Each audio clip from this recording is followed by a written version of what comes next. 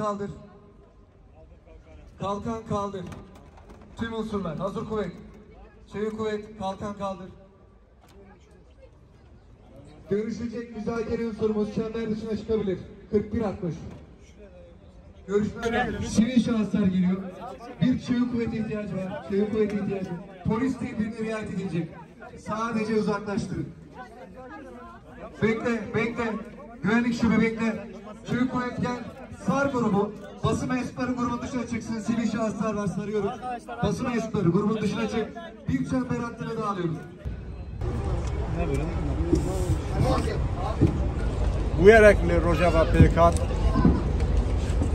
kadro emeği siyasi hepşerok işaretleri Kamışlo ye kantoni ve perişaki hatın katıl kırın em serida jimalbata mara jigel emere gelan emera serseri dixazin me dixaz îro li vê derê em vê kompûjiyê wek bi yasayî bi kanûnî protesto bikin lê emniyeta Diyarbakır'ı bê kanûn bê hukuk ew daxaniya me asteng da spêşî nexast ki em bi çîta xava bi gelê xava vê daxanê pêk bînin em ê helbesta emniyeta Diyarbakır'ı protesto bikin û em car di ji gel xwe re dibêjin ki hêriş kompûjî salîterî qet rêya azadî û netewiya gelê Kurdê nebire car di bi serê gelê me saxe car di serê me gişiya saxe zor spas.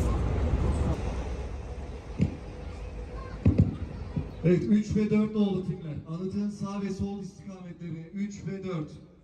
İkişerli konuştan 3 ve 4 yalnızca. Hazır kuvvet.